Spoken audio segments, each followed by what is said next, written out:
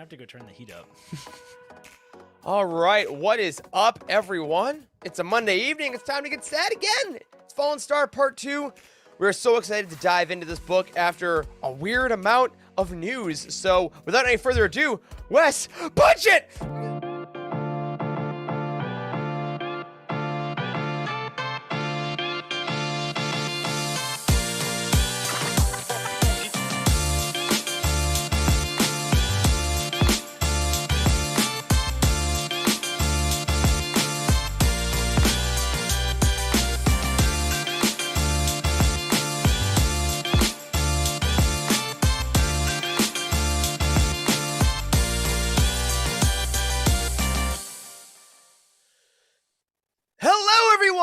Welcome to the Living Force Podcast, a Utini Network podcast all about the Star Wars books that make us cry and the 18,000 that are coming out in 2022.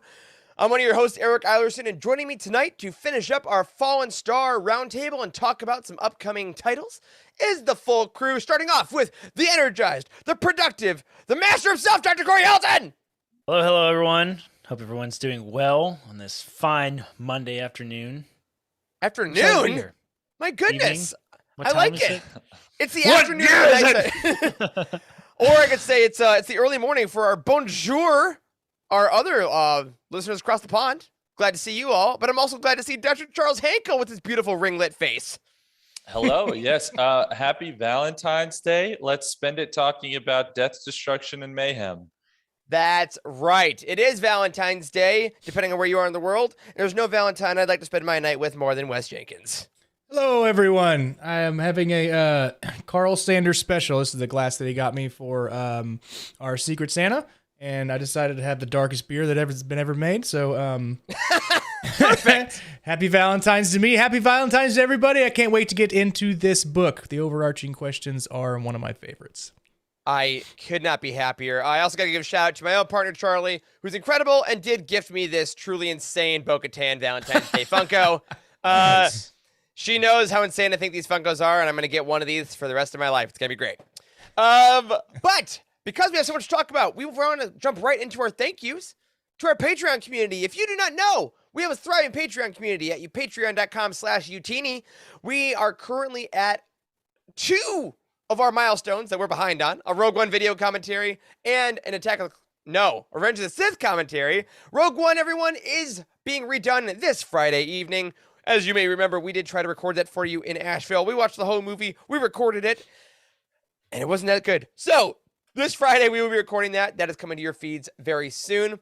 And as always, if you are part of our Patreon community and you have ideas about things you would like to see in the future, whether that be rewards, milestones, events, behind-the-scenes stuff, you can always, through our Discord, contact Timothy, our Patreon manager, and he will make sure that gets to us. Now, for our next segment, I usually like to tell West to do it, but Charles, this is a very special week. I think you got to cue us up. I have to cue us up too? You got to cue it up, man. Oh my gosh. What do you usually say? Punch it? No, wait. It's the Star Wars Weekly Roundup. That's what we usually say. There you go. That's what we usually say.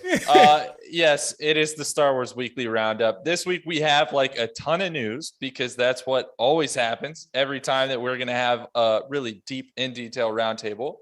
And I get the pleasure of kicking this off this week because, guys, I don't know if you saw this yet. There were some whisperings about it on the internet. But we have a date for the Kenobi Disney Plus TV series, and we have a beautiful poster. Yeah! And there it is right there with our long-haired, bearded hero himself strolling through the desert of Tatooine, I can only assume, and holding a very interesting lightsaber. Not the same lightsaber that you'll see is at the end of his name there, stylistically, in the title card. That looks to me to be Anakin's lightsaber. Does to me as well. And that's incredible. And that just kind of doubles down on the fact that we're going to get a lot of Anakin in this series. But the date itself, if I've not said yet, May 25th, y'all, the day before Celebration starts. It's amazing. I can't believe they're doing it. That week is going to be, we're not going to survive it. But it's happening. It's official. Yeah. we all wanted to know. We all thought it was May the 4th, and then they said egg on your face, all of you. But we do have a date. Charles, obviously, beautiful poster. We all love it. What was your first reaction when you saw the poster and the date, and knowing that you are tangibly actually getting, with the date, an Obi-Wan Kenobi television show starring Ewan McGregor in the year of our Lord 2022? Yeah, I don't know what my initial reaction was. All I really recall from the episode was waking up on the floor, and I was really disoriented. No, I mean, I'm stoked. It feels more real than it ever has. You know, I was so excited, obviously, when he actually announced that he was coming back for this show. But when there's an actual date that you can put in an app on your phone to count down, or put on your calendar, or whatever it is, like, it just feels that much more real. And I'm not gonna lie, y'all know I'm not gonna make it to Celebration. This is going to be the comforting factor that I'm not gonna be there. I'm gonna get Kenobi the day before you guys all have fun without me. Oh, Wow. it's going to be wild. Very And somber, I Charles. love and hate that, Charles. I know. I'm happy for you. I'm pissed about it all. But I'm also like, my gosh, this opens the floodgates for what they can show then for the weekend. So if you're at Celebration, first True. of all, we hope to see you. I do feel at this point it's gonna happen. There's been enough. I do too. You know, cases are down. We're feeling good. I'm probably gonna buy a flight next week or so. But first of all, come see us. We will be announcing our full coverage as we get closer to the date. But we're all gonna watch Kenobi that morning before. So come talk about Kenobi with us. We're very excited about it. May 25th. Oh my God, it's real. Maybe we'll get Bad Batch before then. We'll see what happens. But regardless, could not be more excited. However, that's a lie. Because the excitement kept going last week. On Friday, we got a new High Republic show with the amazing Christina Ariel and a bunch of the authors. It was 31 minutes long. It was a huge show. Go over on the Star Wars YouTube channel. Check that out. I do believe it is also linked in the doobly-doo down below. But most importantly, gentlemen, we finally got the titles and authors for the first wave of Phase 2 of the High Republic. Are you ready to go through them? Yes, let's do Do it. it. Yes, I am. Great. do it. Excellent. All right, great. You could have said no. But the first, starting us off with the adult novel, is Convergence by Zoraida Cordova, author of Crash of Fate, the YA novel, going straight to the adult novel right off the bat. Following that, we have Path of Deceit, the YA novel from Tessa Gratton and Justina Ireland. Following that, we have friend of the show, George Mann, writing Quest for the Hidden City, which is the middle grade junior reader. We then have a little bit of a surprise, the High Republic Quest of the Jedi comic book by Claudia Gray over at Dark And Horse. Dark Horse. Yeah, Dark Horse. Yep, Gray. an adult comic, we're assuming at least, because Daniel Jose Older is still doing the High Republic adventures with the graphic novel. But then the biggest shock And the best of this cover. announcement And the best cover.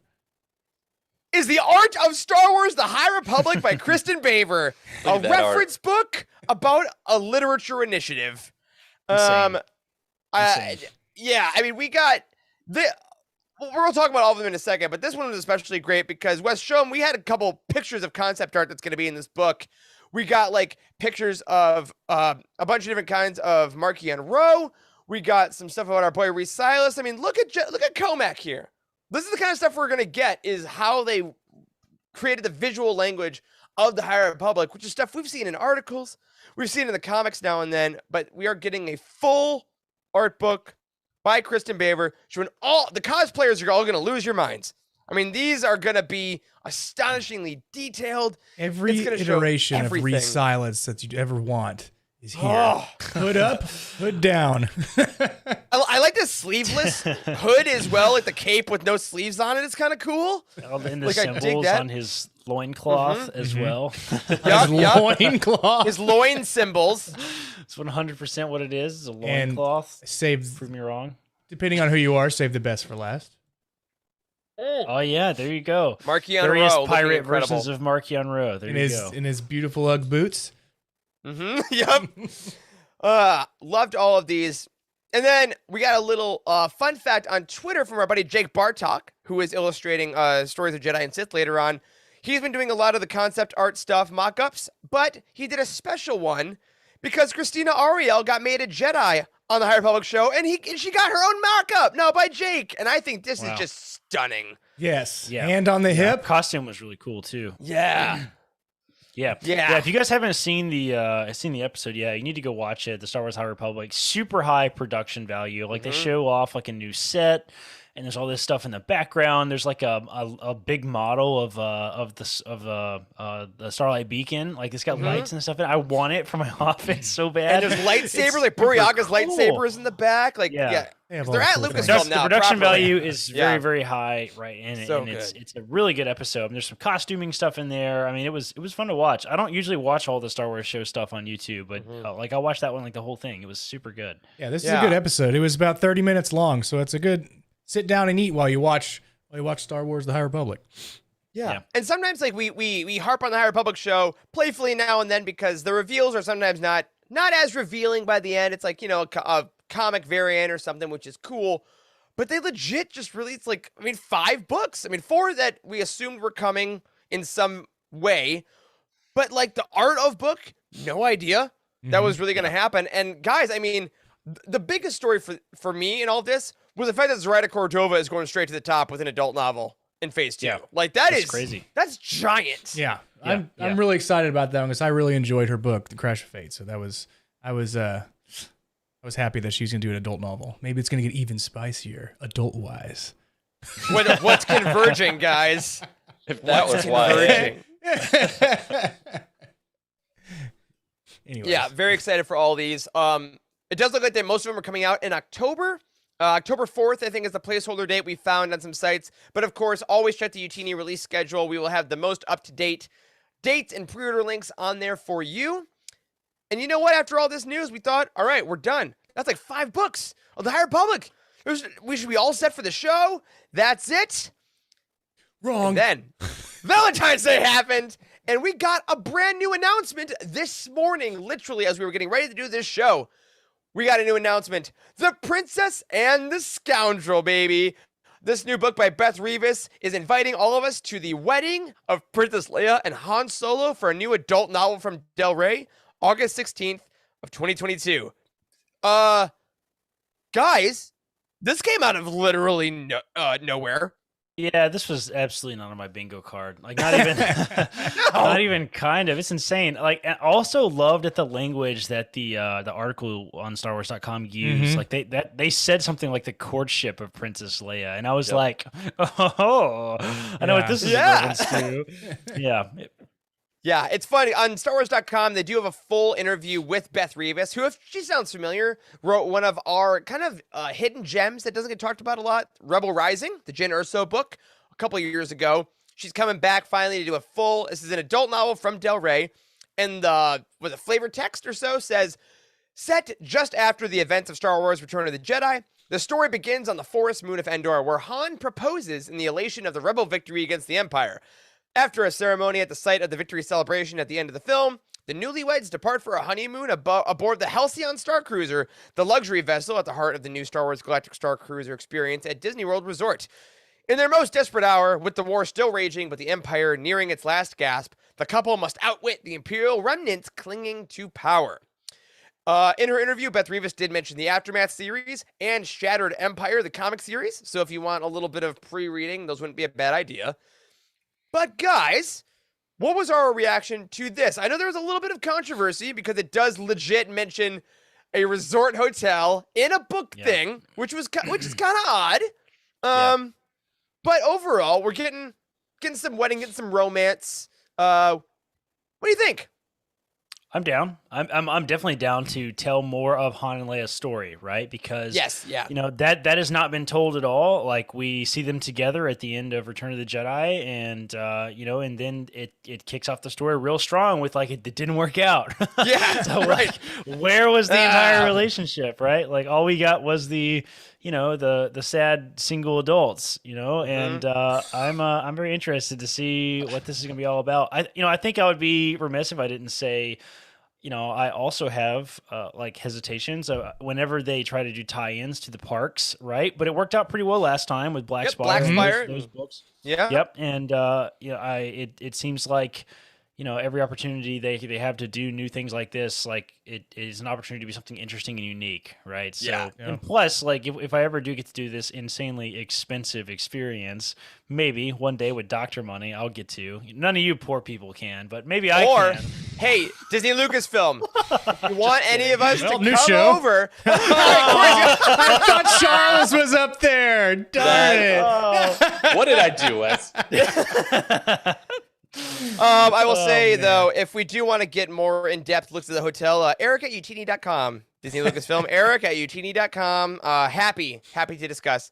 But I'm also very excited for this. I wonder if we're going to find out which cabin Ben Solo was conceived in, and can I stay Oh there? my God! That'd be Please, cool. God, that was immediately So- what the internet said. As soon Bring as- your back to blacklight.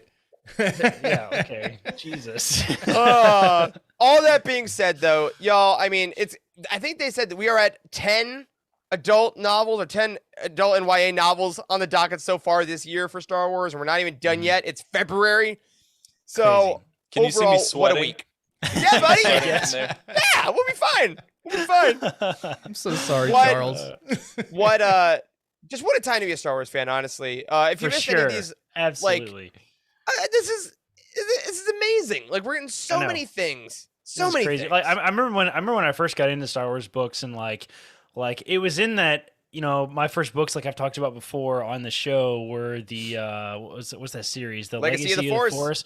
Legacy of the Force series was coming out, and that's like peak production of Star Wars books. I mean, they were rolling them out like crazy, and even Yeah. then, I don't think we were getting this many books like at a time, right? No. So like, it's really cool to be part of like an experience in a community where you can just like dive into the new thing every time it comes out and have something else to be Yeah. excited about and that sort of thing. And like if you're just now getting tied into Utini and the show, like welcome to the community, because that's what this is all about, right? Is you get to dive in and time. read these books one at a time with all of us, and it's Yeah. fun, man. I'm really excited to have another wild, crazy year of Star Wars books, and I still feel like there's something else in here, like somewhere that Me we're too. missing. Like, Oh yeah, well, Yeah. as Jacob said, September and December don't have any books, so we got to fix that. that's right.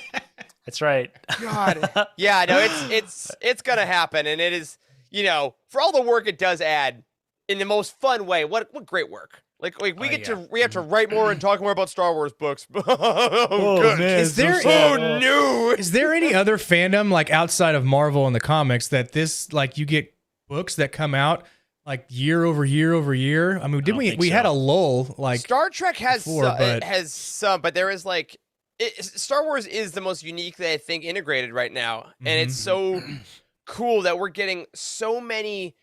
I mean, we're getting shows, we're getting books, we're getting comics, and Force help us all. We're gonna try to help y'all stay on top of everything. Like literally this morning, I'm trying to read Mission to Disaster so we can get that review out in 2 weeks.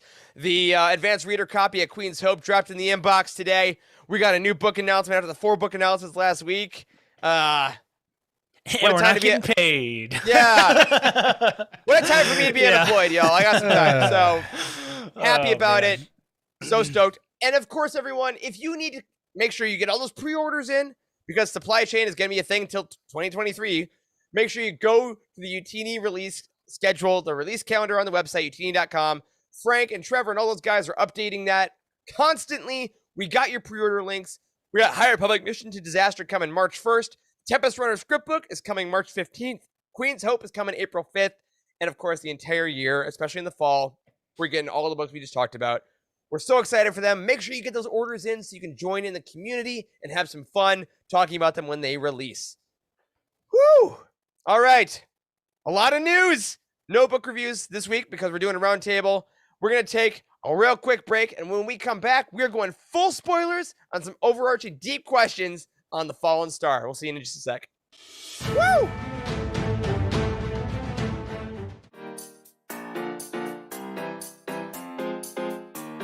It's what Jimmy Oh my McGinty God! says Shane Charles Falco needs. is absolutely Charles out is here. calling! Put him on! Put him on! Wait, is this a first time caller? Hello, you are live on the Living Force. Hey, long time listener, Yes. What's your question? my question is for Wes. Why does he think that he can do my job? Corey put me up to it. Oh my god. Because Corey made you do it? That's your answer? Oh, man, this was. I'm enjoying the show. I won't interrupt anymore. Have fun. Bye, buddy. How canon is Darth Bane? Obviously, he is samurai body voiced by Mark Hamill is in season 6 of the Clone Wars, and they reference Bane's order and all that. You created the ruler too, but he was the worst Yoda I've ever done. I'm getting tired. It's been a long week. Is that what that was? I didn't I even. thought you were having a voice moment. Yeah. I didn't even get the coughing word fit. structure right. Oh man. Edit that in post, Rick. How canon? You put this image of in my head of Piet just whipping out an Uno reverse card and slapping it down. Bam! Take that. Yeah, I don't. That Vader does not play Uno though, so I don't think that would be a wise long-term No, discussion. He doesn't have the patience for it. He just force chokes everybody. Exactly.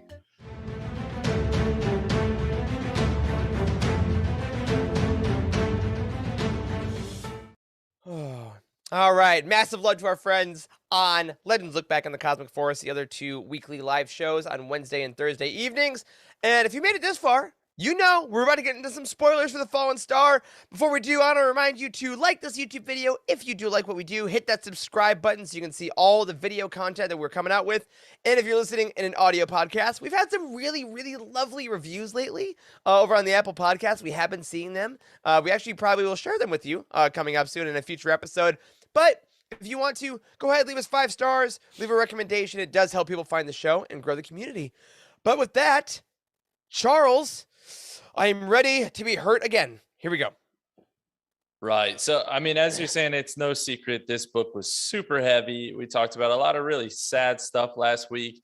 So to lighten the mood, I want to open things up actually with a quote from Leox on page 41. It says, "Relax, appreciate the unique circumstances that have brought you into being at this moment in history, and enjoy the ride." Thanks, Leox. Wise man. Matthew Wise McConaughey. man. Matthew McConaughey. I have something for that when we get into it. Good. All right. Just like enjoy the ride, man. You just gotta... So to open things up, as those of you who listened last week, remember we finished talking about characters. This week it's overarching questions. And the very first thing I want to talk about is how would you all compare your experience reading this book compared to the previous adult novels, Light of the Jedi and The Rising Storm? It's a great question because there couldn't be more question. different. It's such a wonderful trilogy, in my opinion, because they are 3 completely different sets of books. Like Light of the Jedi, I'll always remember where I was when I finished that book because it was the moment of they started something and it's going to be incredible. That is such a specific feeling. Rising Storm, I think, was really, really great because it was the Empire Strikes Back-ish kind of version. Like, it went darker and things went kind of really intense, and I really felt kind of energized after it. And this one, as I said last week, The Fallen Star is the most outwardly emotional I have become about a book in my life. So it was 3 wholly different experiences, and I think a lot of trilogies can't quite capture that way, that kind of full arc of emotion. Yeah. I mean, I think I'm kind of with you. Light of the Jedi's origin story, right? I'm always a sucker for origin stories, but like this one feels Fallen Star almost feels kind of like that really good standalone like book, right? Like there's a lot of the Star Wars Legends books that are like this, like Scoundrels, for example. Like you just read it and like it doesn't really go with anything else. It kind of just stands its own thing, and it just stands alone, and like you just leave it with this feeling of completeness, I guess. That's kind of weirdly how I felt reading this book. Like it feels like it's part of the bigger picture, but like at the same time, it also feels like it had a really good like beginning to end story where the tension is built up the whole time, and like you know where it's going, and you're like, just get there already. Like it kind of had that feeling to me. So like, I don't know. It's definitely the most unique of the 3, in my opinion, I think. So when I look back on like Light of the Jedi, and we go to different worlds, we're in different, we go through light speed, and you have all these different events and all these different galaxies, right? And then it kind of narrows down into the Rising Storm, but like you said, Eric, gets more dark.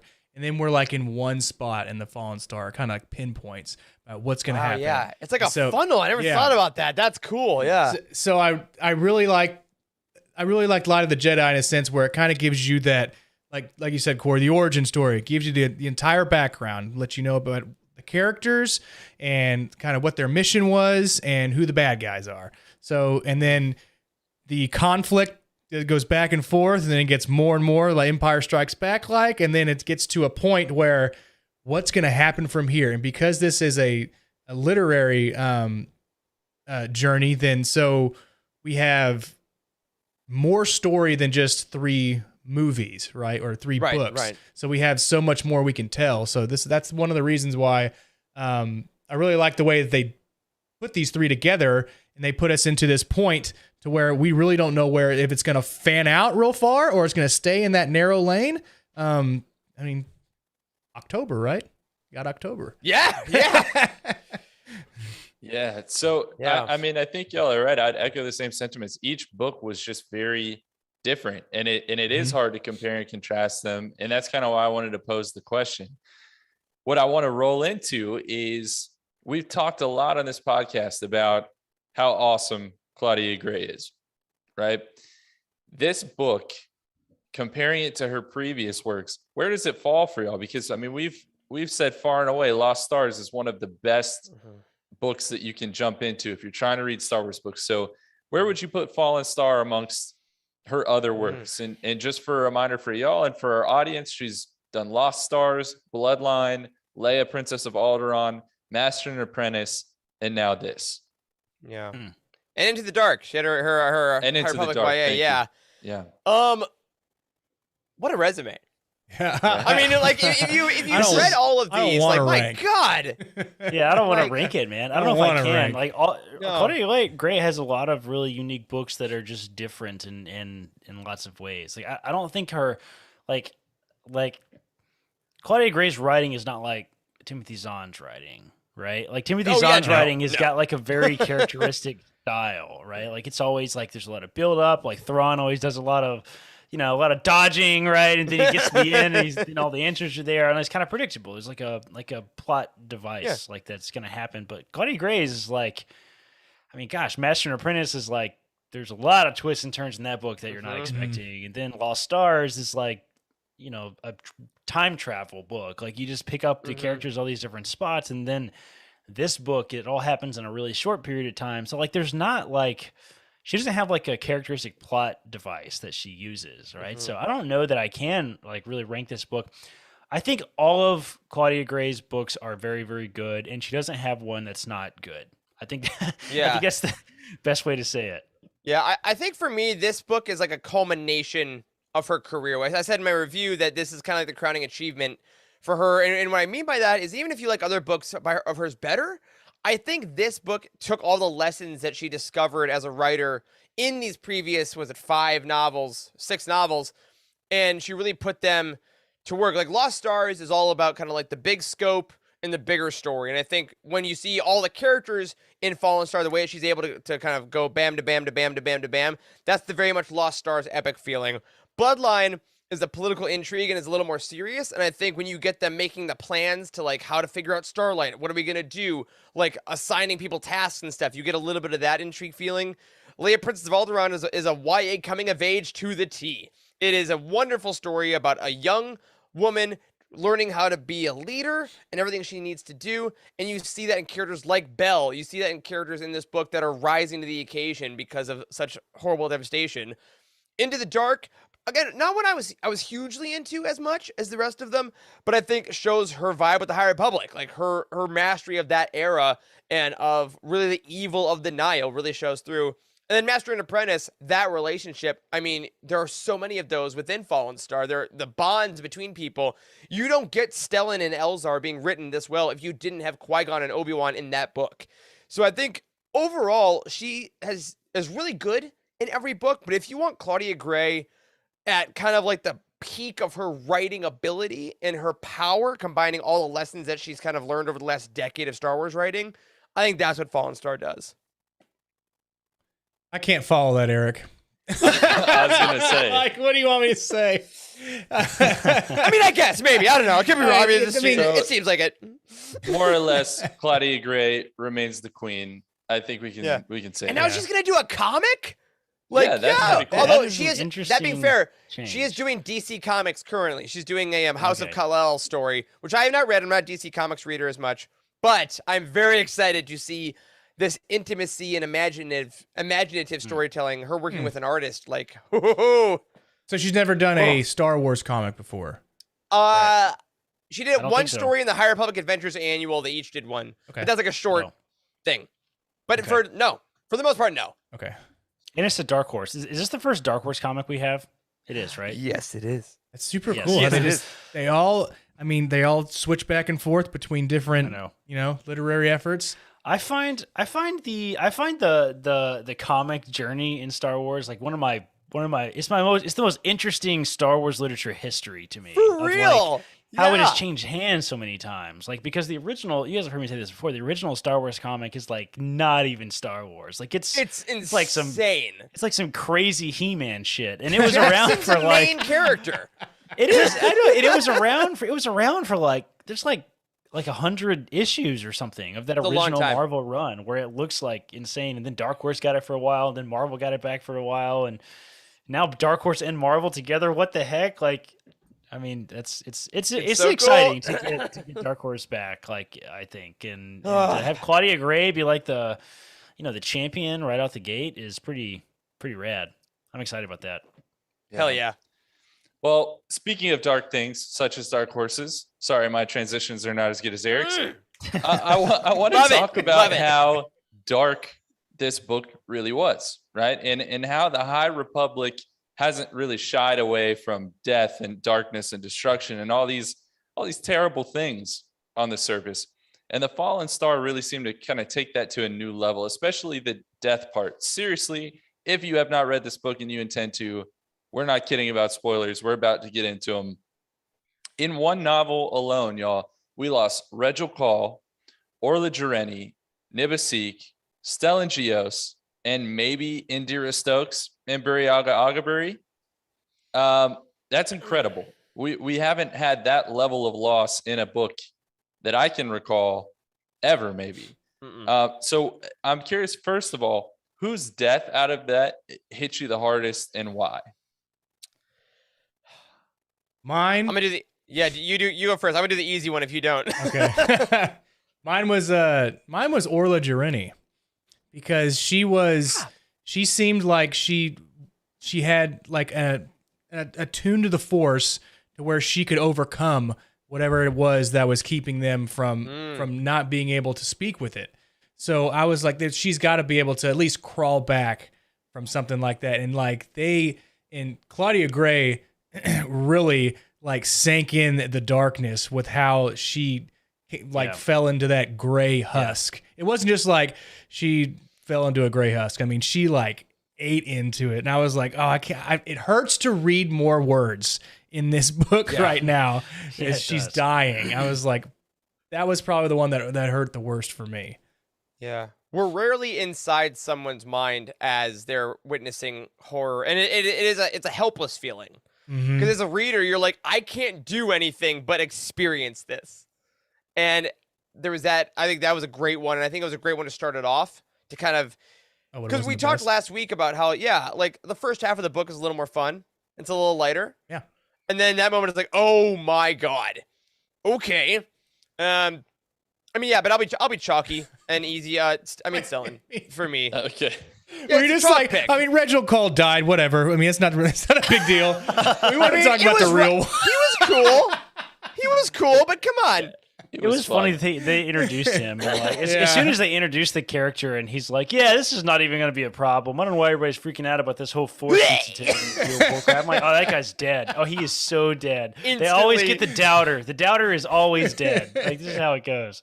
No, he did a gregreat job. I wish he would have been the real Avros of the High Republic, but we can't get everything we want. But no, for me, I mean, Stellan was just so well done in the book for me. I know we talked last week about his arc, and I liked we had a conversation because it worked better for some of us than others, and it was really cool to kind of see what things could have been improved on or what things really hit. So definitely, if you haven't listened to last week's, go back and listen to that about Stellan. But for me, the moment of, I mean, I'm a sucker for a hero moment. I mean, him being like, knowing that he could have been fine and been like, you know what, 12 deaths, you did it. You escaped it. And he's like, nope, that's still not enough. And it was that Jedi moment in a universe where we've seen Jedi take a lot of lives in all eras. And there's been a moment of like, all right, well, the heroes made it out, so that's fine. Who cares? It is seeing a man be like, nope, it's 12 people. I'll never know. And they will never know that I'd made this difference. And I know I'm a High Council member. I know I'm like the face of the Jedi. But a life is a life, and I have the power to save people, and I'm going to do it. And that moment of doing that after he consoled Elzar for literally slicing someone in half. So like he's doing all these amazing things, and I think his final moments were probably like the proudest of his life for what he could do. And just the way Claudia Gray framed it, it's going down, and the droid realizes it, and Stellan realizes it, and just bit by bit by bit, and the I know who I am being a page cut is like, it worked exactly how it needed to for me in the most stereotypical emotional way. I was a wreck, and I thought it was just handled very, very well. I'm not okay right now. Okay. Ah! Corey, was it Buryaga for you? Oh yeah, definitely Buryaga. Like, you know, there's no way Buryaga is dead. Like, way too lovable of a character. Nobody thinks he's dead. You can't kill the Wookiee, right? No. Oh, you can. He was so good. He was good. He was good. So that kind of leads me to my next question. If you're going to kill off this many characters, if you're going to kill off characters, period, right? It's important that it has an impact on the story. Mm-hmm. So that's what I'm curious about. Do you all feel like these deaths were necessary to kind of further the narrative? Of course, nothing that happens in a book is quote unquote necessary. But did they serve their purpose that you think they were supposed to serve? And I think maybe the answer for Stellan is an obvious one. We've talked a lot about that, but I'm curious about these other ones because there are some really beloved characters like Orla, I would say, that now are seemingly gone forever. I think this sets up an interesting precedent for phase 3 now, I guess, once I assume get back to these characters. Is that a lot of them are losing their crutches and their supports, right? Like losing, like Orla is Elzar's psychological crutch, but also his friend. And like there's a reason that the book starts with her training him, essentially, right? And she is a way seeker. She shows this whole new path to us as readers, and it's a door to a thing. And then now that is shut, or that is gone. Okay, great. That's, I think, huge. And like Buryaga possibly being gone, like that's his friend. So does that shut that off? I think they were really used well to allow us to maintain a main cast, but really cripple them in a way that is personally interesting and also I think narratively consequential, frankly. Because if you just kill people to kill people and the world stays the same, it feels kind of wasteful. But I feel like these people were very important to other people. Yeah, absolutely. God, who is left? Now that we talked about everybody has died, who's left? You got Elzar. There's so many Jedi in the High Republic. It's like, well, but Estella Maru we lost. Yeah, I can barely like comics readers and stuff. Yeah. I can barely keep track of this, and I got to get caught up on these dang comics, man, because like now the stakes are too high, and people are going to be dead in future stuff. And I'm like, I don't know who it is. Who's dead? Where it happened? I know. It's true. You do have to read kind of all the different mediums if you want that whole story. And the fact that they will actually kill major characters in all of those different mediums is crazy too. But yeah. You know, Star Wars has always been dark. It is not new for Star Wars to be dark. Anakin butchered scores of children that got lit on fire after his legs were chopped off by his ex-best friend, right? Like this is not PG-13, kids. This is not new. Jesus Christ! All right, I clipped that. I'm sending that to your mother, Charles. All right. Well, she let me watch it when I was a wee lad. So all that terrible stuff has happened, and yet Star Wars is for kids, right? So are you surprised in any way that the High Republic has gone as dark as it has?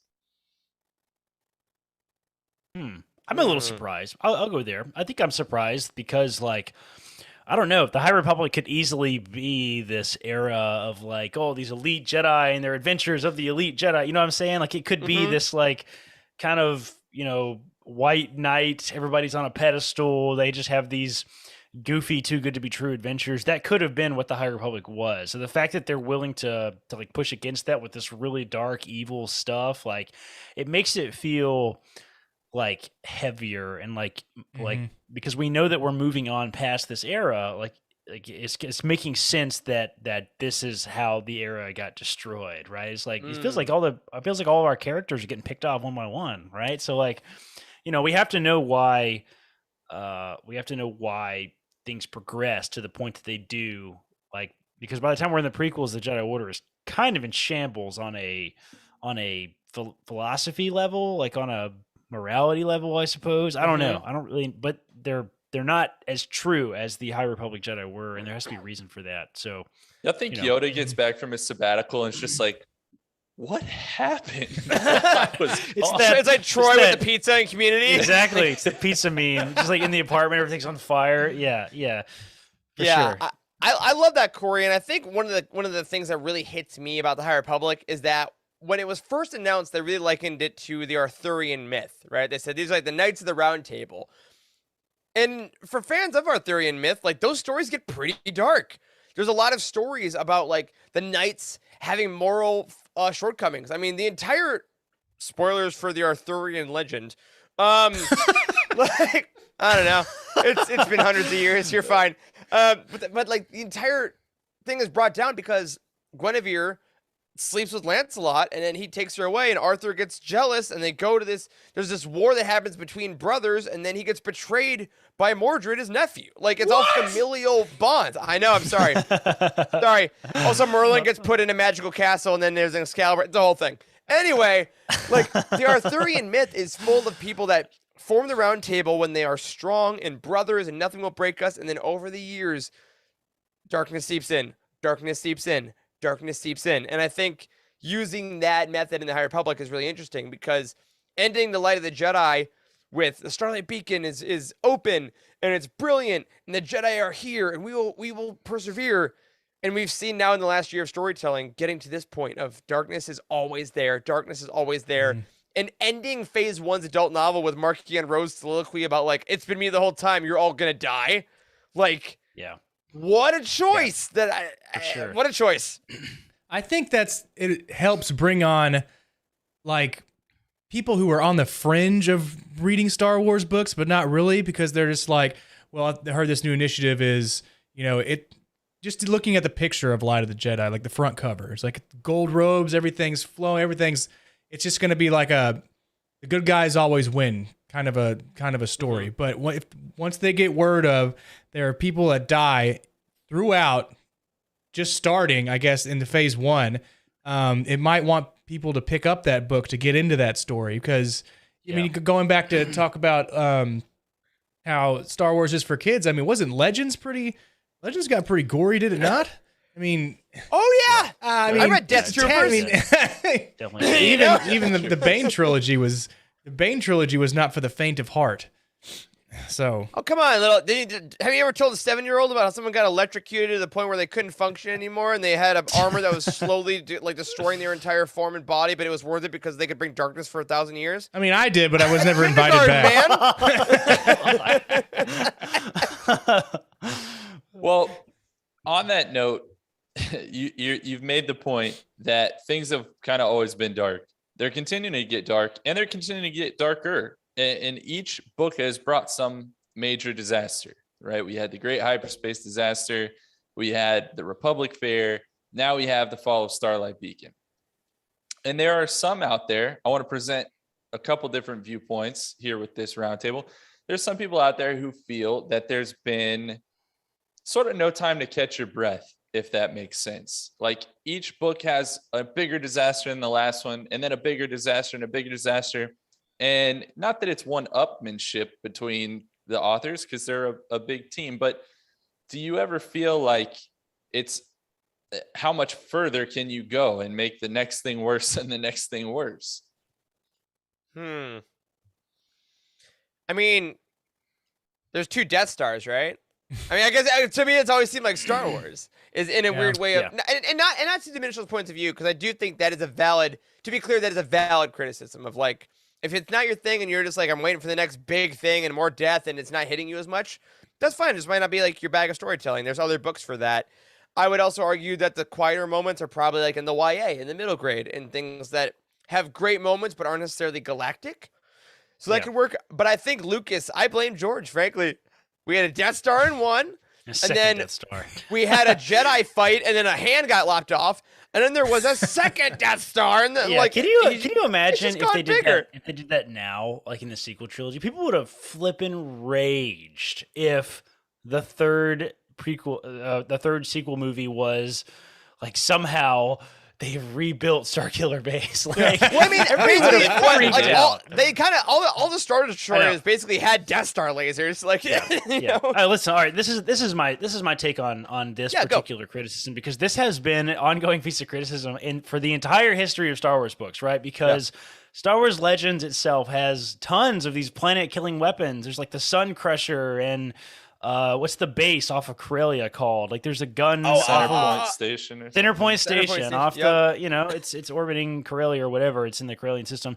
Yeah, so like Darth Nihilus eats planets. There's tons and tons and tons of planet-killing weapons. Like, I think that is just inherently true to Star Wars. But I think there are good and bad ways to deal with the planet-killing weapons, and to these tragedies is it doesn't work when every new tragedy tries to one up the previous thing, right? Like, that doesn't work. Like in the Rise of Skywalker, all of the ships having Death Star tech, like they called it, was goofy to me, right? Because it's like, it feels like they're trying to one up the Death Star, right? Like the first Order base was so much bigger than the Death Star. It feels like they're trying to one up the Death Star. You know what I mean? So that type of storytelling device is where it doesn't work that well for me, when every new disaster is just bigger than the previous disaster.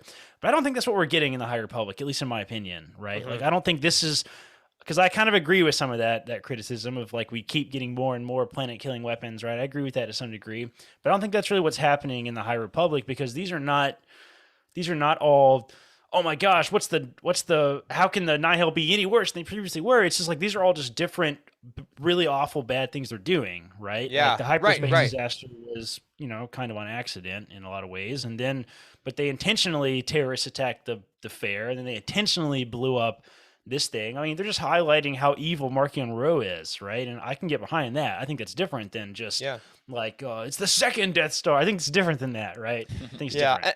And I'd also say, just purely for disaster-wise, remember in Light of the Jedi, there was that chapter that my book is behind me on near the wall, so I can't grab it.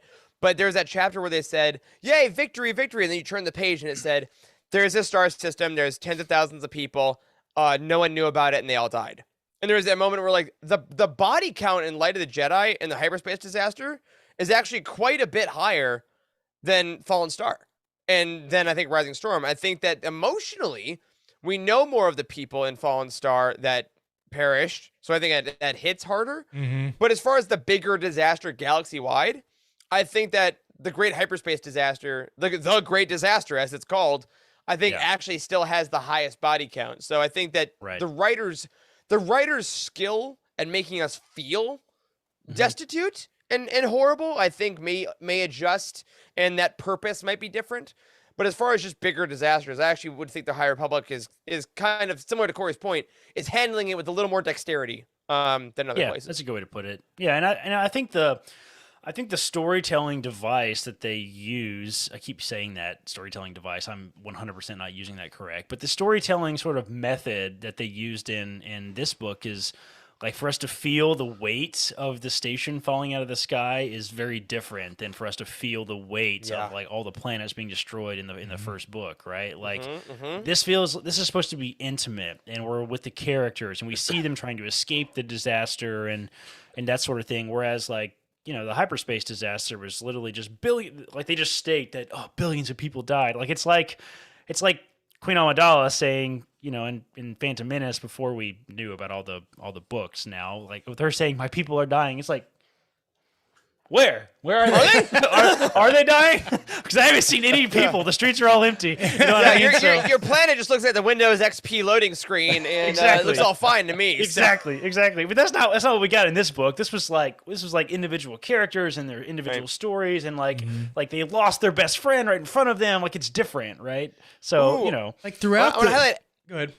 Sorry, Alexander in the chat just made a great point. I want to highlight. He said, "Starlight is also a strong symbol for the Republic expanding, which gives it a different feel than the Great Disaster." And I like that a lot because the Great Disaster had places that were already settled, and Starlight's destruction stops expansion. It stops growth. So it's a great point. I hadn't thought about that. That makes sense. Yeah, because like in Light of the Jedi, you knew there was going to be some deaths as in billions of deaths because these like anomalies that came through, you could not stop every one of them. But with the Fallen Star, it felt like they had a chance throughout the entire book. They had a chance to stop this thing from falling. They had a chance, like they had the ideas, they had the solutions to do it. They had the people to do it to get it done. It's just that they came up just a little bit close. But before Stellan decided him having to actually push on those levers to keep Starlight from crashing into the planet. I mean, you thought that they had a chance throughout, but yeah, right. It's a tough pill to swallow that they didn't actually get it done. But I'm glad it ended on a low note because it can only go up from here, or does it? Or do we just punch through the floor and go into the basement? And it's like, yeah. Be careful there, Wes. Right. So, Wes Jenkins, it can't get any worse. Let's see, February 14th. Valentine's Day. Well, I wanna move on and talk about the author of a lot of this destruction, Markian Rowe, and some of his plans and some of the things that we've learned about him in this story. Thank you for talking about me in the round table, Charles. You're very welcome. What was his fraternity name? Do y'all remember that? Oh my God. Was it Chad Rowe? Chad Rowe. Chad. Yeah. Chad. Anyways, the first aspect I want to talk about is actually something that maybe goes back to the prior point that we were talking about, because it was totally unexpected for me that he would develop a droid army, or hire one rather, to run the Gaze Electric. Right? In this book, he slowly shipped out all of the Nile that were on the Gaze Electric, and then got an Amazon Prime package of a bunch of death robots. So I'm curious, is that derivative at all of things we've seen in the past? And if not, regardless, where do you think he's going with this droid army? It was kind of a very sudden change. I mean, this is what Corey wishes he could do with Utini. Oh, for sure. I think that's the clearest point. If you could just get rid of all the humans. That is a fact. It's efficient. It's efficient. I'm no longer dealing with people and their emotions. I'm going to have robots that say, I will absolutely learn ClickUp and I will absolutely do everything that I can on time. I need the mod doc from Bounty Hunt though to like put it inside my brain though, so I can be like, exactly. I want to be more machine than man. All right. In all seriousness, though, aside from us losing our jobs to automatons in 2025, I think that like throughout the entire phase 1, we have seen Markian Rowe become kind of less human, and I know he's not technically a human, but like less human and more bestial and more calculating.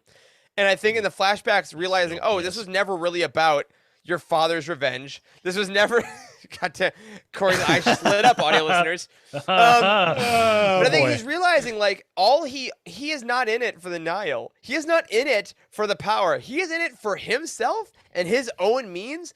And if he can get rid of all the emotional baggage that would possibly come with that, the ambition of the Tempest Runners, the ineptitude of the storms and the strikes, he's like, great. I'm just going to do that. I'll send in a couple suicide bombers. Great. Oh, I'm going to ship off their families beforehand. Yep. Great. All right. Anyway, good. Front row seat. No one else is here to bug me. Awesome. Like it is a terrifying amount of calculation that I think ends the initiative with him being scarier than he's ever been. Sounds kind of nice. I'm learning a lot about my co-host tonight, everybody. I don't know if you are tuned in for this realization. The power. All right. and you raise a good point. Markian explains his reasoning behind using these droids in this book. On page 233, he says, "No more backstabbing, no more plots and intrigues in the back quarters, no more ambitious Tempest runners bribing and coaxing my underlings for information, leading them into sedition. From this day, the Gaze Electric is wholly, completely, unalterably under my control alone." So like you're saying, Eric, Markian Rowe is always going to be competing with denial, right? As long as they're there, even though they're under his command, how long will it stay that way, right? They've already tried to take him down how many times and just happen to fail in doing so. Highly recommend Eye of the Storm #1 for all our friends who want more Markian stuff and how the Nile kind of formed in that way. Eye of the Storm #2 has also been, these are obviously their comics, by the way, by Charles Soule. And Eye of the Storm #2 coming out, I believe, the first week of March, has been said by the authors to be the last thing you read in phase 1. So all of this is in there. Yeah. If like Markian never really has anybody that is truly loyal to him that's part of the Nile. So like everybody's always looking for the bigger, better deal. And I mean, they'll do what he says, but in lieu of trying to get a step above him or trying to get some information on him or information on somebody else to try to move up in the ranks. But like, so I can understand where he's coming from because eventually he's going to get stabbed in the back for sure. It's very much like the Sith, honestly. Mm-hmm. Like, right. I mean, this is rule of 2, right? I mean, but it's rule of thousands. But I think he's realizing, like, oh man, I'll just get ahead of this. Mm-hmm. That's a forward thinker. You should hire him, Corey. Hell of a resume, that Markian Rowe. I'll tell you what. Man. Can he edit video? Yeah. Well, so Markian Rowe, his plan is very multifaceted, right? It's not just about these droids that he's got on the Gaze Electric now. It's not just about the Nile. It's not just about the crazy creatures that we're about to talk about. It's all these things put together. But probably the most interesting feature of his plan is what we refer to as the disturbances in the Force in our recap in part 1 of this roundtable. You know, the creatures that are plaguing the Jedi by disrupting their connection to the Force. So here's your warning. If you're listening to this, we are about to actually get into something we don't typically do on these roundtables. We're going to get into spoilery details from something else, a different story, a different project, and that is DJO's comic miniseries Trail of Shadows. So if you intend to read Trail of Shadows, which I would highly recommend, and you haven't done it yet, then maybe pause this and come back after you've finished it. You've been warned, because we're not going to refer to these creatures as disturbances in the Force anymore. We are going to refer to them as what they actually are, which are the Nameless, aka the Eaters of the Force, aka either the Shriekeray or the Shriekerai, depending on what you listen to. They're coming to take you away. All right. Oh my God. That's the song. It is a lullaby because children's lullabies are awful. Oh my God. So let's look at a couple of quotes from this book first, then we'll pull in some other information. On page 59, we have this. Perhaps the Force was trying to tell her something, warning her perhaps of a risk to come. But Indira was no stranger to the ways of the Force. She knew what it was like to sense danger coming ahead. This was different. This was slow, creeping dread coming from a direction Indira could not identify, somehow outside of the Force itself. There is no such place, she told herself. The Force is everywhere. Yet at the moment, Indira did not entirely believe it. All right, now I want to jump to probably the most in detail experience with the Nameless that we've gotten yet, which was from page 173. If you're a huge fan of Orla, I apologize. This is when she dies. Orla forced herself to begin walking forward, but each step became more difficult than the last, as though she were trying to walk through frigid water that came up to her calves, then her thighs, then her chest. Instead of the weightlessness that came with being in water, though, she felt infinitely heavier. And then, without knowing where the knowledge came from, it's hungry. Not for her flesh, Orla knew, for something much worse. She tried to reach out with her feelings, but it was impossible. She couldn't remember how, couldn't regain her focus, couldn't think at all. Her eyes remained fixed on the far end of the corridor, and she saw motion, but without shape, or rather with 1,000 shapes all at once, writhing and vanishing and reappearing and roiling ever closer, and she couldn't even run. Nothing made sense to her any longer. She sensed that rather than knew it. Orla had slipped past the point when anything in her brain could still be considered thought. Instead, she was at the mercy of the hallucinogenic twisting and turning that had swallowed her whole.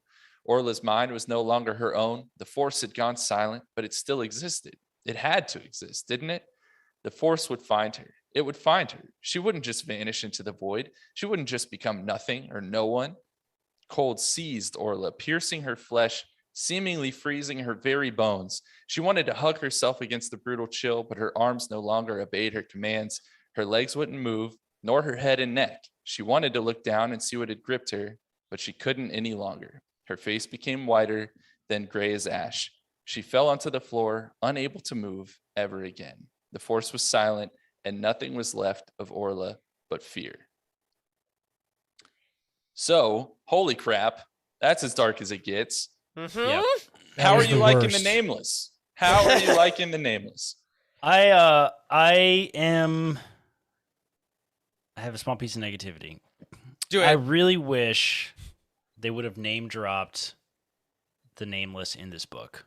I think this would have been like the best opportunity to do it. And like, I'm a little bummed that we have like 2 major novels that reference insane stuff with this, and then we find out like what the hell it was in the comic. Like this, they built up a lot to it in this book, like they were gonna reveal, and then they didn't, and I really didn't like that, man. Like, and like when I find out later on that it was in the comic that I wasn't quite caught up yet, like when I got to this, like I found it a little frustrating. I was like, and this is the disadvantage. We've talked about this. That's a disadvantage of all the disconnected projects.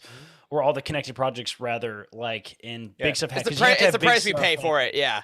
Yeah. And they talked about this on the High Republic show, right? They did. Yep. Yeah. And like in the comic is 3 days old when they talked about it on the High Republic show. Like that was pretty fast criticism too. It's like, holy crap, people hadn't read the comic yet. 3 days is too close. Yeah, right? I will say though, this particular part of it was the name, the Shri Karai, was revealed in a free preview on StarWars.com. Like they preview the pages. They put this in a preview. So even if you're not reading Trail of Shadows and you want to see that, we also do get a visual representation later on in the issue. But I totally get that, Corey. I think that that is a thing. I think in phase 2 that is going to be interesting. And they talked about this. I think like Michael Seglain and the guy they interviewed on the High Republic show actually discussed that about how they are constantly working on like how to put certain events in certain pieces of media that are impactful, but also don't spoil things for people that aren't reading other things. But also, like, the comic readers need to feel like they're getting their money's worth, but so do the novel readers. And I think as the phases go on, again, this is something that hasn't really happened a lot before. I think we're going to find them doing a better job of making sure each audience was represented. But that being said, if you do just want to get a kind of a visual representation of these beings, Trail of Shadows #5. I implore you to start at issue #1. They're like $2 digitally now in Comixology, and the story is really, really phenomenal. But if you just want that visual, issue #5 is where you get it. Well, technically, if you want that visual, you can go watch the very first High Republic trailer announcement. There's concept art right, of the Nameless. That's right. in that trailer. Yeah. But to your question, Charles, overall, how do you like them? Just as a concept, I really think they are fascinating because a Jedi's strength is the connection to the Force, right? That's what we've known since day one. Like, how do the Jedi win? You meditate and you connect to all beings, and that's when they win. So having a villain or an antagonist that's sole purpose is to sever that and then destroy you is such a cool element. And I think showing that it can take down people that are very powerful, like those we've discussed already, but also knowing that you can get away from them, like physically, like shutting the airlocks and stuff. Like they are not invincible. But I am very interested to go back in phase 2 because I do wonder what we knew about them 150 years ago. I think that would be really cool to bring around. Like there's a reason there's a lullaby, right? Like Ring Around the Rosie is about the plague. Like lullabies are usually about weird stuff that happened in the past. So I'm excited to see how they work that in. Right. Yeah. Well, should we go ahead and talk about the actual information that comes out of Trail of Shadows? Yeah. Do it, Charles. I was gonna say they're the nameless are kind of like they're a Salamiri on steroids, are they not? Are they like the ones that that Thrawn used in the original Thrawn trilogy? So so like the Salamiri would take away force powers, but they wouldn't actually cripple them. So these they wouldn't husk you afterwards. The nameless do a little bit more than that. Go ahead, Charles. a little bit. So for those of you that are listening to this and you're like, wait, what exactly are they talking about? Well, after being attacked by the nameless in this book, Stellan finds himself reciting a part of a song from his childhood. So you hear him actually singing Shri Karai Karai, much like Eric was earlier. And this line was part of a nursery rhyme, and it was written actually by DJO, and it's featured in the series Trail of Shadows. And the nursery rhyme was sung to younglings, including Stellan Gios and Emmerich Kaftor, who was one of the characters from Trail of Shadows. And it was meant to scare children into behaving and going to sleep. And the full nursery rhyme, at least the full amount that's given in Trail of Shadows, is as follows. Shri Karai Karai, we're coming to take you away. Shri Karai Karai, we're coming to take you away. They'll do what they can and they'll do what they must. But when they find you, all you'll be is dust. And real fun fact for y'all, real quick. We also heard this nursery rhyme in Tempest Runner by Kevin Scott. Did y'all realize that? Yep. Yeah, it was sung by one of the prisoners aboard the prison ship. Yeah, and the actual melody was played in the background. I knew something sounded familiar about that. I knew it. And I just hope that Daniel Jose Older came up with this melody and was singing it at the table at that first retreat, and everyone's like, dude, stop. He's like, no. Like, I hope that was you, man. I hope it was you. Yeah, he wrote the actual melody himself that they play in the background of the Tempest Runner audio drama. So that was incredible. It's so cool.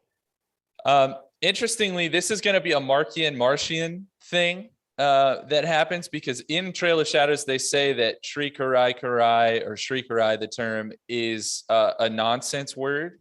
And they say that because Emmerich's droid can't translate those words into anything. It's not in its database, similar to C-3PO and the Sith language, I guess, from Tross. But they say that it was maybe a nonsense term that was meant to rhyme with "we're coming to take you away." So you're meant to read it Shri Karai, but then in the audio drama they say Shri Karai. So we'll see where they settle on that. But regardless, in issue number 5 of Trail of Shadows, Dr. Uttersond, who is basically Corey Helton, I've decided, finally, we DM'd about this, Charles. We DM'd about this. There's a point where Uttersond is like, I don't have any morality. I'm just here to make money and live till tomorrow. So, and also Charles, pay off his med school bills. Like it is really specific. He does say that. I sent that to you guys. I was like, I'm reading this to escape, okay, not to be reminded of my real world problems. So anyways, Uttersond plays a big part in Trail of Shadows, and he finally reveals the significance behind the word Shri Karai. He gives a piece of parchment to Emmerich, which reads, pierce the veil, Shri Karai, Shri Karai. And he goes on to say, the parchment comes from one who was once a Jedi many years ago. It's about the creatures you seek, the ones the Nile will use to bring down the Republic. Some call them the Shri Karai, eaters of the Force. To others, they are simply the nameless. Their mere presence causes madness, hallucinations, and Force users. I haven't figured out how yet. The only way to control them is an ancient artifact that was split into 2 pieces. The eye has both parts. Whoa. So, I mean, I think it's pretty rad that he figured all that out when he was at a Pierce the Veil concert, that he was clearly just jotting on the back of it. So that's pretty cool. I think that's rad that got canonized. In all seriousness, what do y'all think of all this information? And what do you think about the fact that, they dropped it in a comic? Comics are real, man. Comics are literature. Yeah. I love that. Yeah. I think you got to read the comics for this.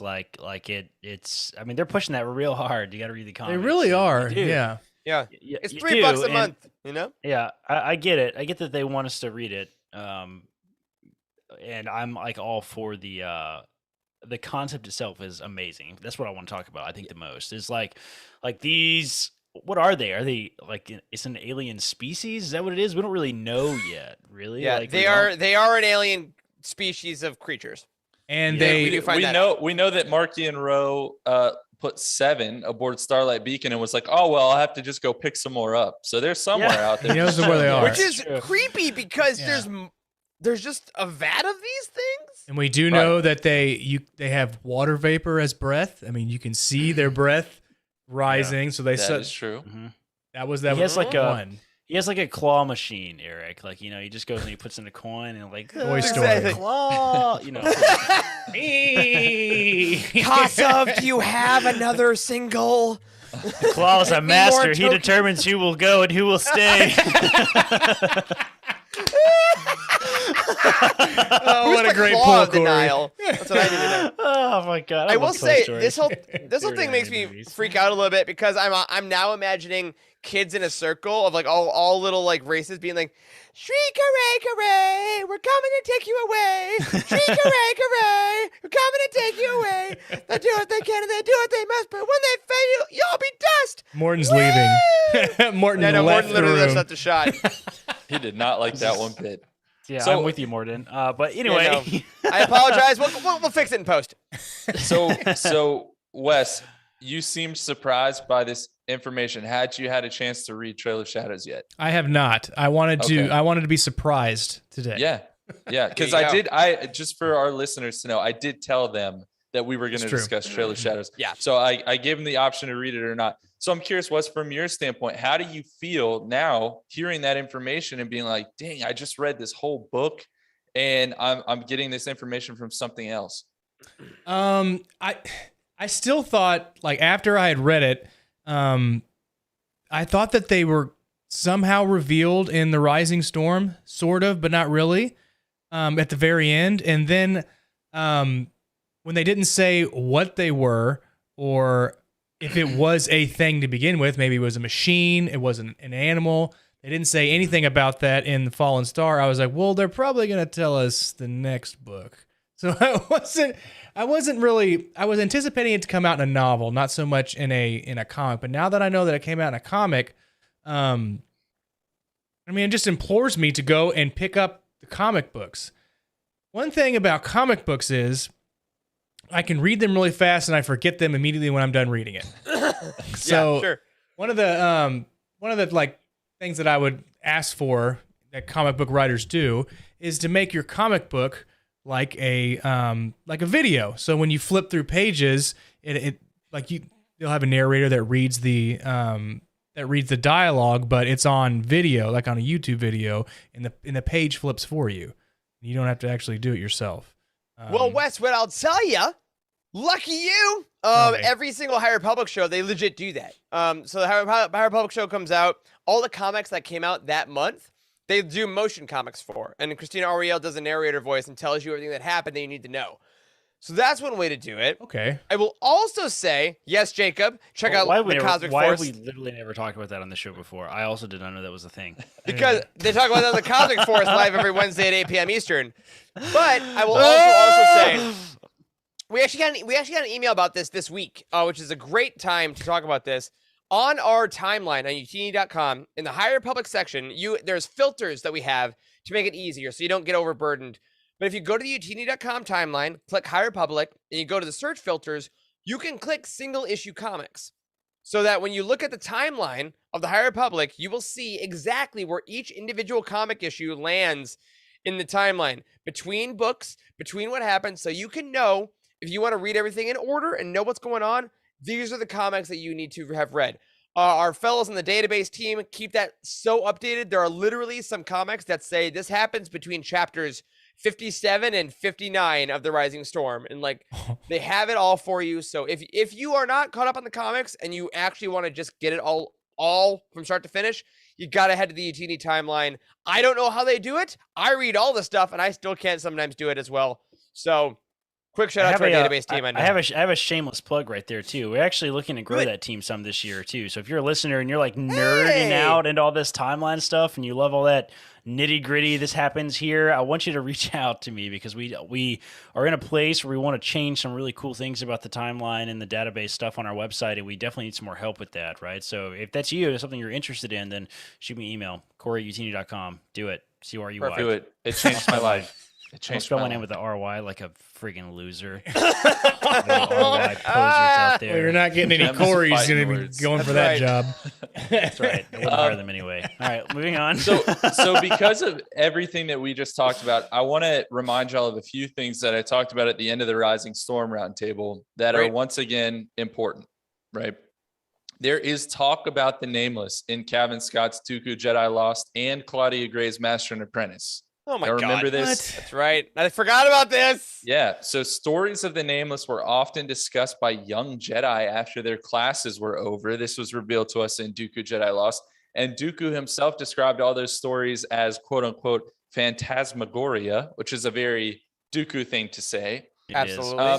But basically, these were boogeymen to the Jedi, right? Like they were telling these like ghost stories to each other about the creatures that are now presenting themselves in this novel, which is incredible. The other really interesting part is one of the prophecies in Master and Apprentice states, only through sacrifice of many Jedi will the order cleanse the sin done to the Nameless. Now, in that prophecy, Nameless is not capitalized the way that we see it used elsewhere, but it still may be talking about what we're about to learn happened in the next phase of the High Republic. Right. So no prompt here. I just want to remind everybody that they have been dropping breadcrumbs for a while now, and it's with the exact authors who are a part of this initiative. Star These Wars is authors are awesome. yeah, and these authors are real nerds. Can you believe that? Such what nerds. the heck? Absolute nerds. Nerds. Nerds. They've been putting this together for years, and we just skimmed over that when we read it and Dooku, or listened to it first and then read it in Dooku Jedi Lost. Like, I was just like, yeah, Swords and Nameless, cool, Boogeyman, Wow. Yeah. right over my head. But also, And then- how fun, I will say, this is twofold. One, that we have storytellers that have done this work and they remember they can do it. But also, two, we have people on the higher ups like Michael Seglain, the creative directors that are like, you know what? Yeah, go for it. Grab that. Do that. Like, that is such a level of creative and authorial freedom that we've talked about previously on some books where it feels like, were your hands tied? Could you write everything you wanted?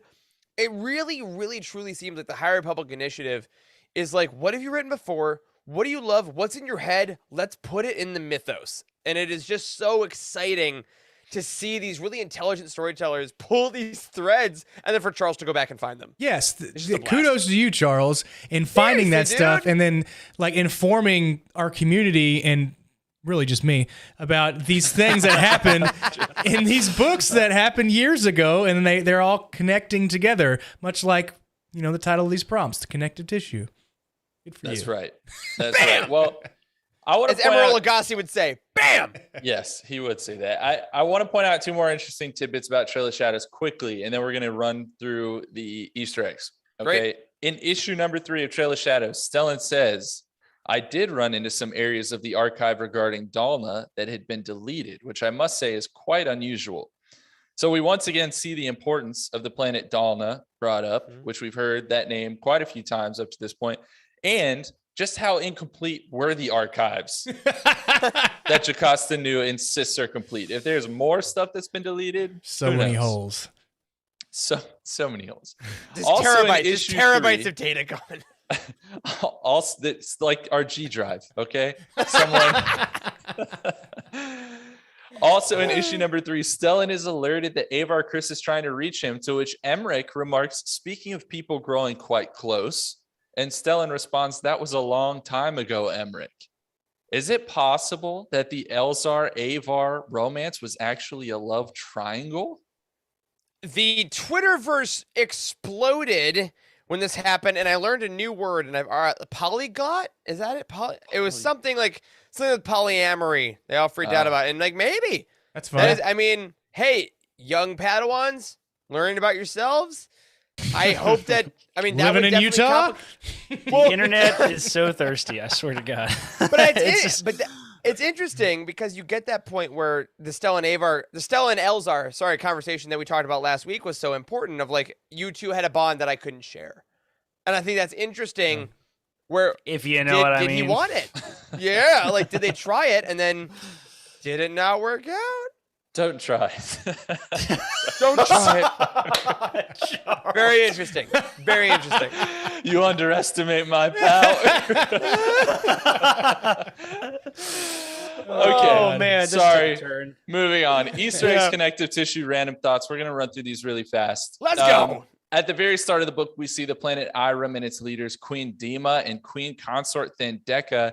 And while they may have been new characters for some, Thandeka was featured in the flashback sequences of Into the Dark when she was kidnapped by the Directorate, right? She was saved by young Orla and Comac Vitus. That's right. The planet Kinerla is also mentioned in this book, and Affie Hollow spent some time there when she was part of the Bind Guild. And while we don't know many details, that planet was also mentioned in Into the Dark. So there's some important information there. Corey, are you okay? Corey. Kinerla sounds like you're saying cannoli with a really thick country accent. Can I have a Kinerla?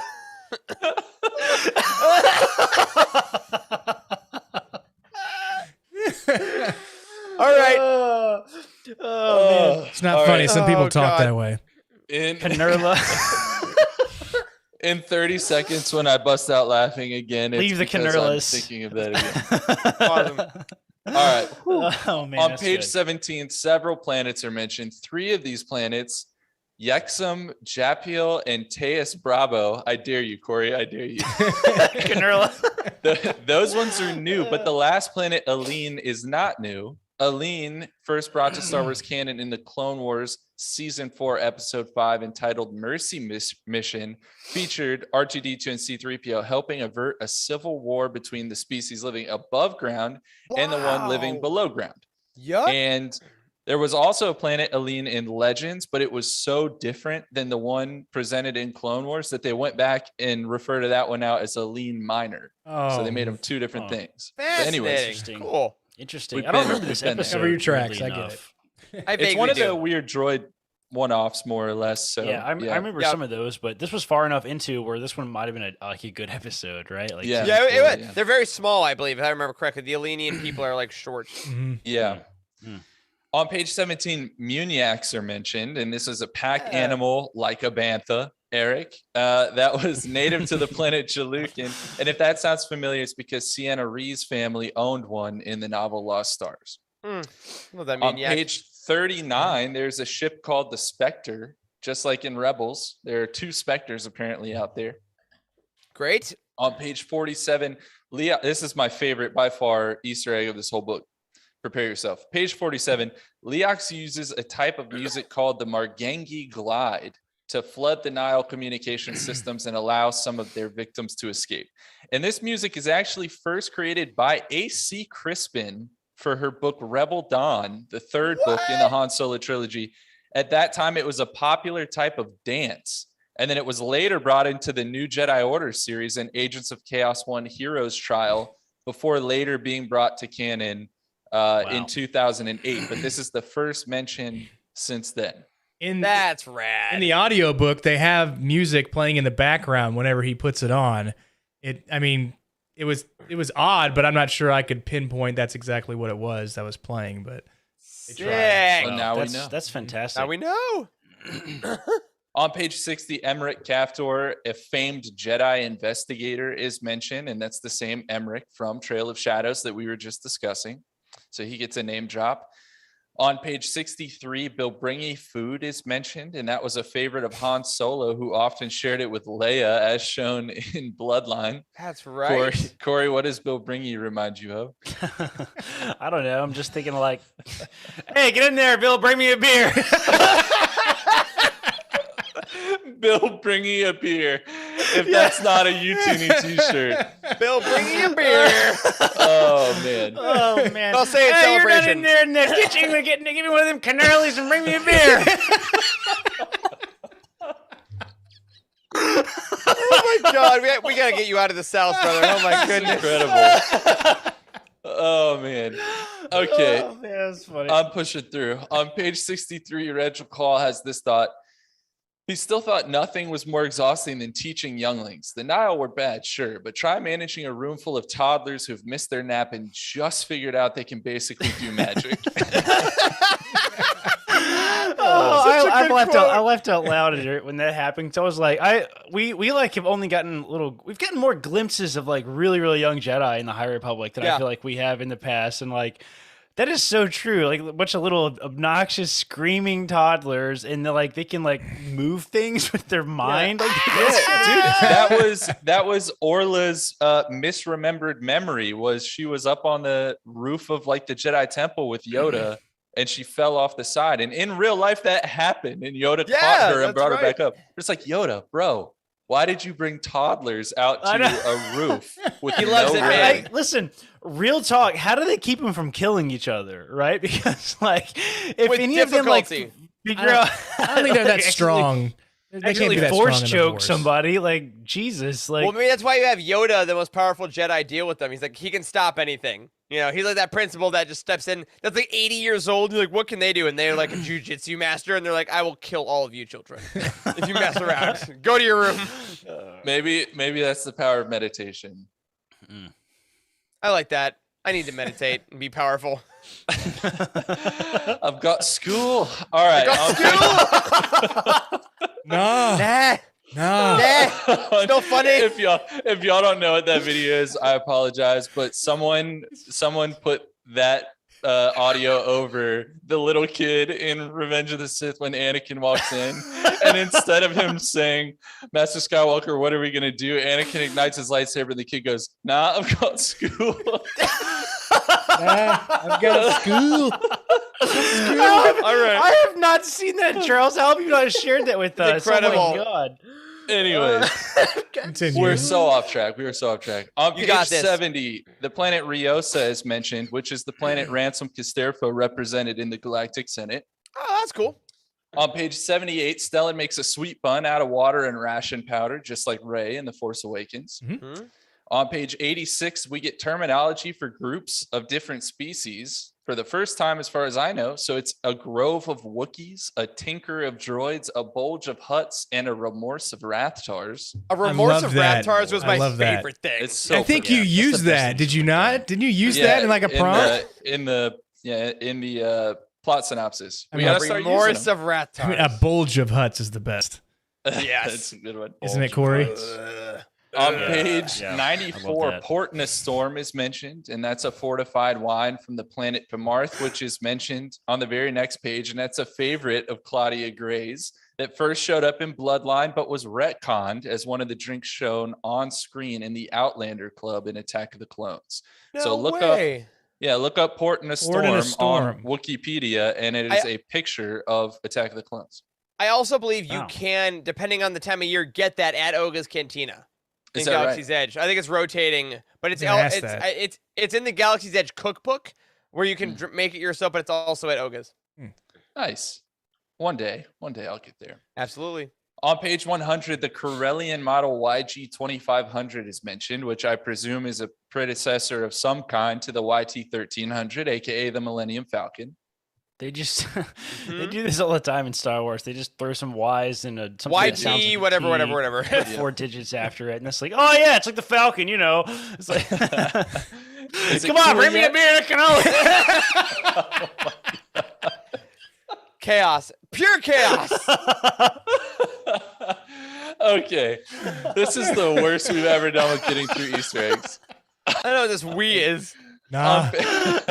On page 161, Sarah and Tarek are mentioned. The Jedi twins featured in Marvel's High Republic comic run. Mhm. On page Listen, 178, those characters needed to make a big show up in the books. I'm kind of Yeah. disappointed that they didn't. yeah, they would have been good. Need more. On they don't. Never mind. I'm not gonna say it. On page Spoiler there's gonna be another cannoli thing. Dang it! All right. On page 178, a Jedi outpost on Banshee. I think that's how it's pronounced. Is so. mentioned, and presumably that's the same one at which Lily from Edge of Balance is sure. stationed at. Red. On page 187, we get this quote: "None of this is good," Bell said, "but I didn't think it could get worse." Burriaga replied that as long as you were alive to worry about it, the situation could always get worse.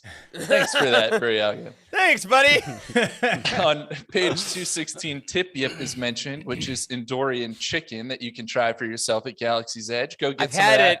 It's with a quite port in good. the storm. Is it Very good? good. Yeah, it is actually very good. I wonder if they serve that at Han and Leia's wedding. We'll find It's out. possible. On page 230, Gira Staros has this thought: the relationship with Markian wasn't her primary motivator, but a pleasurable side benefit. Very, very pleasurable. Happy just- Valentine's Day. Charles just wrote, ew. I did what I do. On page 235, we have this quote: the temple spire, the hub, the beacon itself, they were all immolating. And immolating is a very precise word used in one other key point in Star Wars, which is the immolation scene, as it's called in Revenge of the Sith. Oh, sure. On page 243, Markian is speaking about Thea Fair, and he says a loyal assistant was worth 10 cargo holds of coaxium. So nice solo callback. On page 249, Ardenian, which is a species, are mentioned, and that's the same species as Rio, also from Solo. Yeah. Love the Solo love. Yep. Page 252, Sabak is mentioned. Also On page- Solo. Also Solo. On page 254, Fian, which is another species, are mentioned, and they're known for being immune to radiation. Too bad one of them was not on board the Starlight Beacon. Right. This was actually their first appearance in canon, but they're originally from a very aptly named Legends novel, Before the Storm, the first book in the Black Fleet Crisis trilogy. Oh wow, that's a neat little kind of cameo. Is Yeah. this the squid-looking species? I don't know what they look like. I don't know. Do you remember? Do you remember in you remember the bounty hunter cube thing that Dooku did in Clone Oh, Wars? the weirds. Yeah. Yeah, you remember that Oh, alien yeah, with yeah. all the eyes that could walk through the ray shield or whatever? Remember that guy? Might have I wonder been. if that's I'm not that's sure. like this So. guy. That's what I pictured as soon as they mentioned the Yeah, aliens that are like immune to totally. radiation is those gross dudes. And we get that picture. There's a picture of one in a comic, I think, that's currently going or something like that. They showed it in the High Republic show. Yeah. I think you know what I'm talking about. Okay. Oh, never mind. nope, not what I thought. That looks like Let's found the picture. that looks like Okay. ET melted. That is what is on Wikipedia. I apologize. ET does not age well. Okay. Page 262, we have a quote here. Coley loved the moment when people realized just how badly he'd screwed them and that they had no choice but to go along with it. And that, I just want to say yuck. Coley Lynn He's sucks. yuck. He sucks. I'm so glad he got shot. Speaking of getting shot, on page 269, a Blastech B95, which is a firearm, is mentioned, and Blastech is the same arms manufacturer that makes many of the famous weapons in the Star Wars galaxy, including Han Solo's DL-44. On page 288, when Elzar manages to open the cargo bay doors, he thinks he felt the doors, but not their heaviness. They were mere objects, and their size mattered not.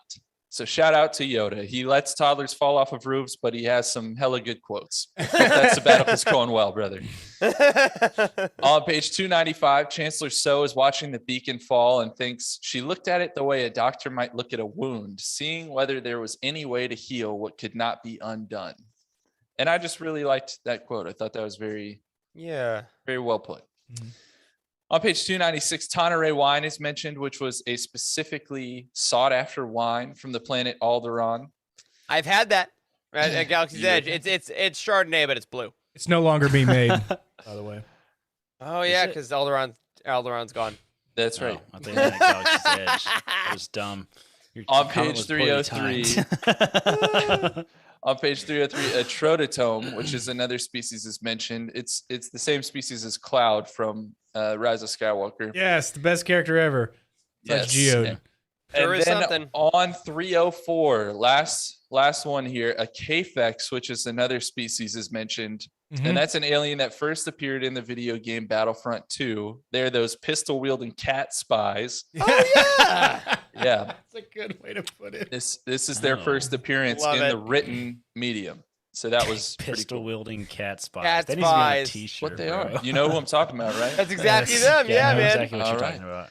Now, to end this out entirely, I want to leave us on a high note because it's been an emotional, tough roundtable, a tough Yeah. story to talk about. Let's end this whole thing with a quote from page 190. Here we go. Stellan sighed. In this moment, focused on the problem at hand, thinking only of others, he felt something like himself again for the first time in days. This is what hope is. It isn't pretending that nothing will go wrong if only we try hard enough. It's looking squarely at all the obstacles in the way, knowing the limits of our own power and the possibility of failure, and moving ahead anyway. That is how we must proceed, with hope. And I read that to say that is how we must proceed into the next phase of the High Republic, is with hope. Things are going to get dark. We're going to have more tough things to discuss, but dang it, we're going to do it with hope. I agree. I love So, that, man. To end this roundtable, as we always do, y'all, let's re-rate this book 1 to 10. Give any closing thoughts, and then we'll take it from there. Wes, you're up first. I Do you am. remember your original score, by the way? I was either I can't remember what I 8.4 or said. 8.5. Okay. And I'm going to keep it at I'm going to say 8.5. I really enjoyed the fact that we got some serious moments, like super serious moments where we could kind of dwell on the fact that these like pretty much look on our relationships with people, especially with COVID going on and how some people have lost some others. But the way that Claudia Gray wrote this book and not being all over the place, but being in one pretty much like singular spot, made it more meaningful for all the people involved that were trying to save Starlight Beacon. Because like I talked about earlier, we always thought there was that little glint of hope that they were going to save Starlight Beacon. Not because on the picture before we got the book, we saw that Starlight Beacon was burning, but we could have saved everybody on board and not actually had most of them die. We had no idea.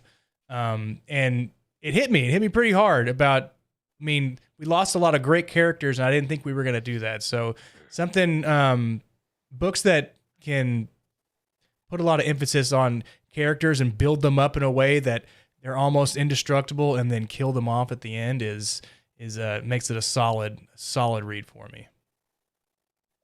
Yo. All right. I love that. Corey, what do you think? I will. I think I gave my score similar to what Wes was. I think I said something like 8 point something, 8.8, something like that. I'm actually going to bump mine up into the 9s if I didn't do that already when we were talking. Because, like, I don't know, this book highlights. This is what usually happens for me when we do these books, because you guys know how I read. I listen to them fast. I speed read them, right? So I miss I miss some details sometimes, and it's not because like I want to get through the book faster. It's because I'm too ADHD and I can't like focus on it, right? So I just kind of fly through the details and stuff. And whenever we talk about these things and we bring up all these like small details and plot devices and Easter eggs, like it becomes more and more apparent like how incredible the writers are able to pull in all these details together and how big the project is. So like, objectively speaking, if I'm organizing the book in my head about like how we do things at UT with plot and originality and those types of things, all of those increase a little bit. They have to when we talk about these things, because I didn't realize that those pieces were in the book to start with. So I think this book is, whatever I scored it should be higher than what I said before, because I think talking about it really did highlight some of the things that I missed that really stood out to me. And this was a really fun book. Like I found this book to be unique in the trilogy. I think like it progressed the story forward in a meaningful way. I think it highlighted just how evil Ro is in a great way. We got more of the secrets of these like the leveler and all this kind of stuff that we didn't really know much about, right? But at the same time, I can't give it I think I would cap it at like a 9.3. I think that's a score I'm going to give it, is a 9.3, because Sure. I think I have to take off a couple points for like some of the design choices, if you want to call it that, right? Some of the story organization, if you want to call it that. Like I'm a little disappointed that we didn't get the what are they called, the nameless. Nameless? I'm a little disappointed we didn't get the nameless in this book. Like I feel like it deserved in this book. I'm a little disappointed that we didn't get Avar Chris in this book. I feel like she also deserved a spot in this. And those stories are told in other mediums. Like that is a valid, argument to that. I totally agree. But I feel like they were noticeably missing in this book. So I feel like I have to take off a couple tiny little points for that. Totally. Sure. A 9.3 is still very solid. Eric. Yeah, I gave this 9.8 when we started. I think I'm just going to stay there. I think that this is like one of those, like a movie where you see it for the first time and it hits you in a way and you might never watch it again because it's just that singular moment. And I feel like that's what I had with Fallen Star. I've never read a book like this. I've never had an experience like this emotionally, and talking about these characters and their journeys. I just have such an intricate relationship with them and their journeys throughout this novel, their struggles, how Claudia Gray wrote them expertly. I thank the Force and all the writers that we were able to get this book and have this moment. And the 2 days that I read it in order to get through the review were wild and frenzied, but the amount that I was able to feel purely based on words and based on buildup of story and character is just really astonishing. And I'm so happy that Wave 3 ended with this book. And if we had to go out on a phase of now going back in time and not seeing these guys for a while, I'm glad it was something as good, as rich as this. So happy to stick in 9.8. Really love this book. That's awesome. And I won't even spend more time echoing what y'all have said because I think you've said everything really well. I think I gave this book around a 9, the first part of this roundtable. If I didn't, I'm giving it that now. I'm going to give it a 9.2, I think is what I'll say. Nice. Another solid score. Definitely a solid book. But that'll do it for this roundtable. We have many more coming, apparently. We the rest do. of this year, Yeah. after all these announcements. But we'll tackle those when we get there. Until then, Eric, take us home. All right. Before no further we end it ado- all, if you Some I did not think that Leox Jossi was from Austin, Texas, Right. you will now. Affy plops down in the seat beside Leox, shaking her head. Who happens to be married to the other mechanic who can get us out of here? Hey, the guy can't help it, Leox said with a shrug. The ladies go for strong, silent types. This one of a scowl from Affy. He can help it more than he does. And this time he better. All right. All right. That was in the book. I was like, no way, I just read this. Thank you, Wes. Thank you, Leox. Thank you to all of you for hanging out with us and our Southern boys on this roundtable. Already can't wait for the next one, which will be Midnight Horizon. We will see you next month for that. We will see you next week for the show, because, my friends, that will do it for this week's episode of The Living Force. If you support us on Patreon, thank you so much. Rogue One is coming your way very quickly.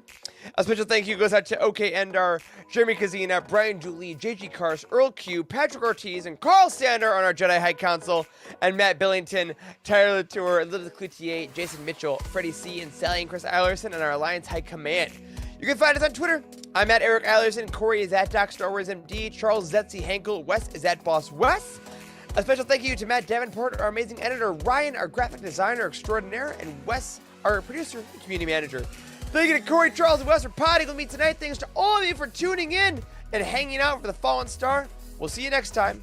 And as always, may the Force be with you. Canerla.